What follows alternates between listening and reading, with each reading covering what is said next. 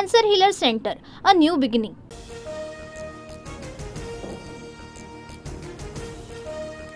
अनेक जण आमच्या संपर्कात टप्प्याटप्प्याने शिवसेनेमध्ये प्रवेश होईल, मंत्री उदय सामंत यांची प्रतिक्रिया.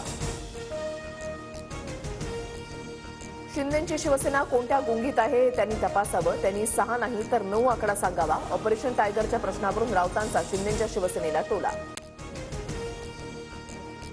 फडणवीसांकडून रोजच शिंदेच्या शिवसेनेचं ऑपरेशन. शिंदेचा पक्ष हा भाजपच्या पोटामध्ये उगवलेला अपेंडिक्स कधीही कापून टाकला जाऊ शकतो. राऊतांची खोचक टीका. ठाकरेंचा पक्ष हा काँग्रेसमधील मूळव्याध. संजय राऊतांच्या टीकेवर खासदार नरेश म्हस्केंकडून जोरदार पलटवार.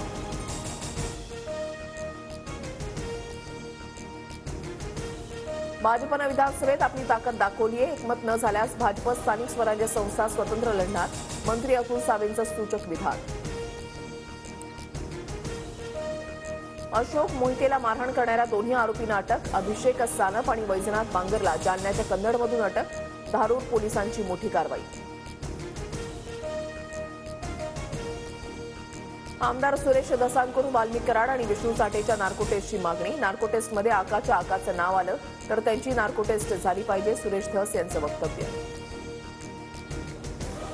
माहितीला छत्रपती शिवाजी महाराज ईव्हीएम मशीन वाटतात. सीएसएमटी स्थानकात शिवरायांचा पुतळा कधी लागणार? त्यांनी शिवरायांचा पुतळा न लावल्यास आम्ही पुतळा लावणार, उद्धव ठाकरेंचा इशारा. 120 भारतीयांना साखळ दंड बेड्या घालून भारतामध्ये आणलं. भारतीयांना जनावरांसारखी वागणूक का दिली याबाबत मोदी ट्रम्प यांना जाब विचारणार का? संजय राऊतांचा सवाल. समरजित गाडगेंनी भाजप प्रवेशाबाबतचं वृत्त फेटाळलं. राष्ट्रवादी काँग्रेस शरदचंद्र पवार पक्ष सोडून कुठेही जाणार नाही. पक्ष बदलाच्या वृत्तावर घाडगेंची टीव्ही 9शी बोलताना माहिती. आम आदमी पक्षाच्या 16 उमेदवारांना पक्ष बदलण्यासाठी भाजपकडून मंत्रिपद आणि 15 कोटींची ऑफर. अरविंद केजरीवालांचा खळबळजनक आरोप. आई वडिलांच्या सांगण्यावरून केस मागे घेतली जाऊ शकते का? अक्षय शिंदे एन्काउंटर प्रकरणी आव्हाडांचा सवाल. अक्षयच्या आई वडिलांवर दबाव टाकल्याचाही आरोप. ठाकरेंची शिवसेना आणि पवारांच्या राष्ट्रवादीची पक्षाचं नाव आणि चिन्हाबाबत लढाई सुरूच राहणार. पक्ष चिन्हाबाबत कोर्टानं अंतिम निर्णय देण्याबाबत दोन्ही पक्ष मागणी करणार, सूत्रांची माहिती.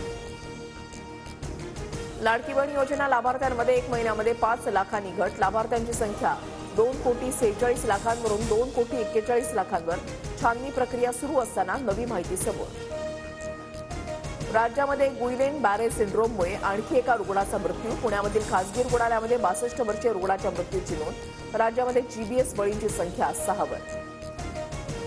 आकाशवाणी आमदार निवासामध्ये पहाटेच्या सुमारास आग. एसीमध्ये आग लागल्याची प्राथमिक माहिती.